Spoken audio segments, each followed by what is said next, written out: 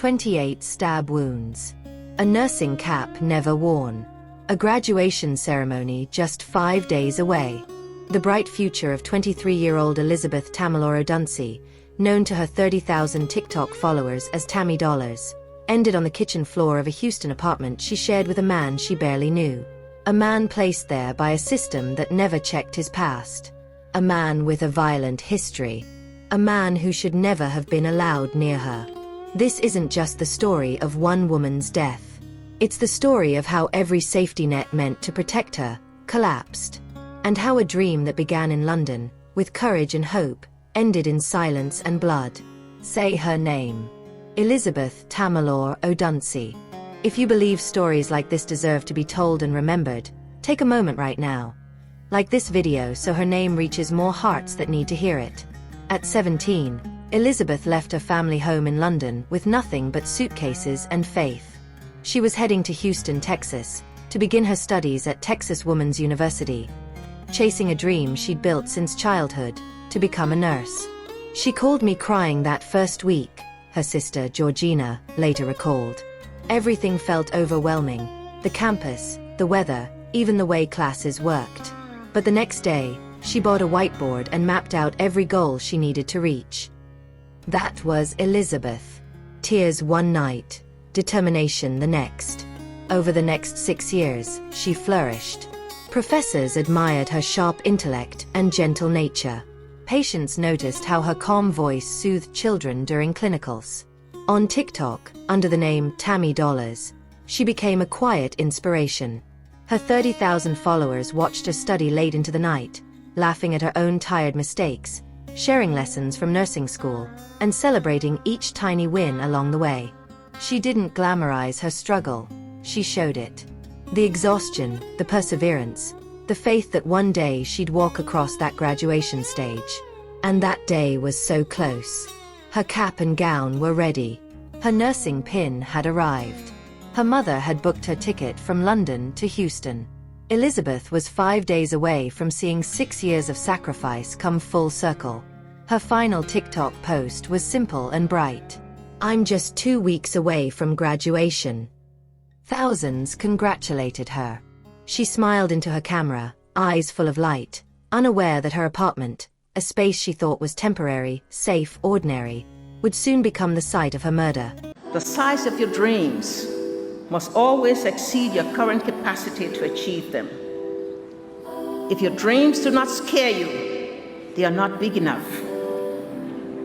If you start off with a small dream, you may not have much left when it is fulfilled, because along the way, life will test your dreams and make demands on you.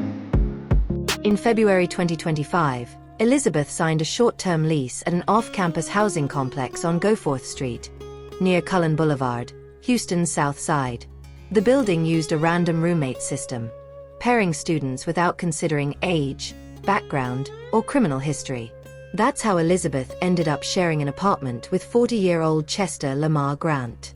He was listed as a student at another university, Forum University, but paperwork showed no vetting process, no age checks, no criminal screening. No one told Elizabeth that her new roommate had a record stretching back years: domestic violence, restraining order violations, and assault. No one told her she was living with a man who had left a trail of women terrified of his temper. For about 8 weeks, things seemed normal. Elizabeth continued her studies, posting occasional TikToks, planning graduation dinner with classmates, and preparing for her mother's arrival. If she had concerns, she never voiced them. Not publicly. Not to friends. Her positivity never cracked. Mid-April, Elizabeth ordered her graduation photos. She confirmed the dinner reservations. Every plan was falling into place. But neighbors would later remember hearing tension from the apartment. Raised voices. Short arguments. Nothing violent. Yet. Then came April 25th, the night before her murder. Neighbors heard a loud dispute. Someone called the police. Officers arrived, spoke briefly with both tenants, and classified it as a minor argument. They left without filing a report. The next day, Elizabeth texted a friend. She said she was having issues with her roommate. Something about the cats. Her friend told her to stay calm, to avoid him until graduation. That text would be the last message Elizabeth ever sent. April 26, 2025.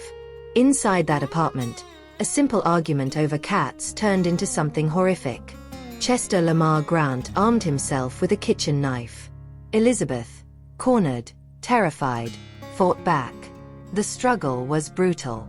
He stabbed her 28 times. 28. Each wound marking the collapse of a life built through courage, sacrifice, and hope.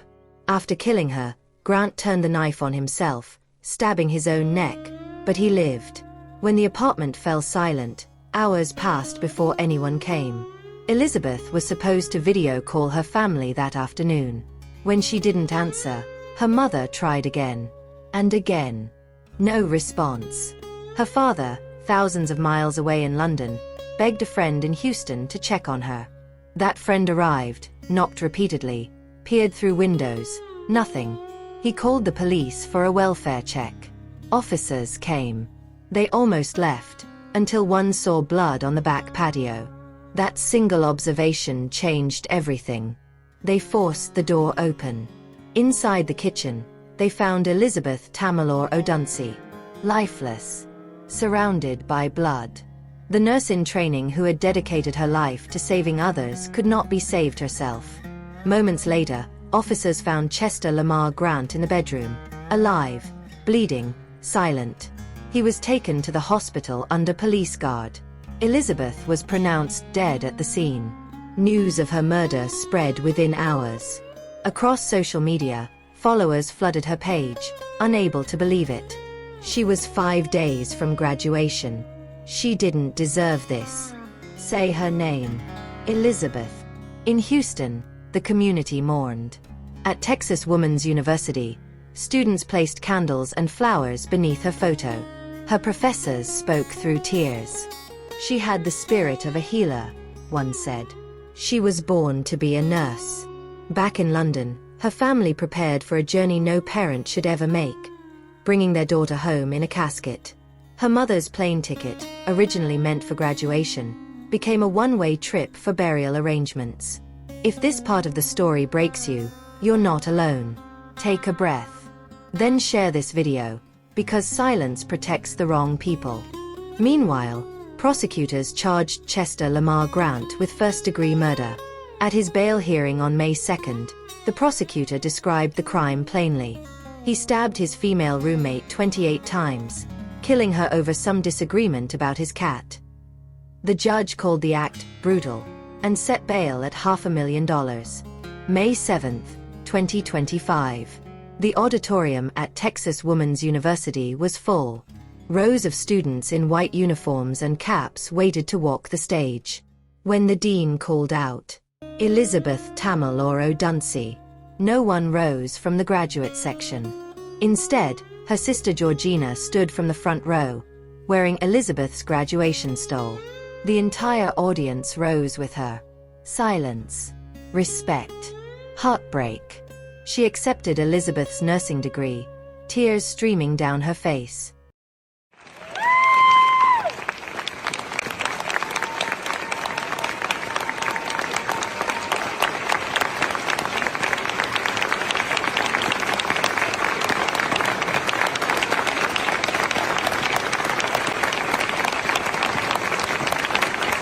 She crossed an ocean to chase her dream, Georgina said. And she was 5 days from catching it. Elizabeth's murder wasn't random. It was preventable. The housing program that placed her with a 40-year-old man didn't conduct criminal background checks. Had they done so, they would have discovered Grant's violent past. Domestic violence, restraining order violations, and assault charges in Washington state. The police, called the night before her death, dismissed the situation as minor. No documentation. No follow-up. No understanding of escalation. These weren't just oversights. They were fatal errors. And then, there's the issue of international student safety. Students like Elizabeth are often thousands of miles from family, unfamiliar with local laws, and hesitant to report concerns for fear of jeopardizing their visa status. She trusted that the systems around her, housing, law enforcement, education, would protect her. They didn't. Elizabeth's story is a wake-up call. Universities must vet all housing applicants, especially when pairing unrelated adults. Basic criminal background checks should be non-negotiable. Age gaps greater than 5 years between roommates must trigger review. Law enforcement must document every domestic disturbance, even those labeled minor. Because minor doesn't mean safe. Minor can become fatal. And international students deserve better protection. Dedicated safety liaisons, check-ins, and emergency housing options. Because no parent should have to fly across the ocean to collect their child's remains. Elizabeth Tamilore Odunsi's GoFundMe surpassed its goal in 48 hours. Thousands donated, from classmates, professors, and followers who knew her only through screens. Your study tips helped me pass my nursing exam. I never met you, but you changed my life. Her light continues through the lives she touched.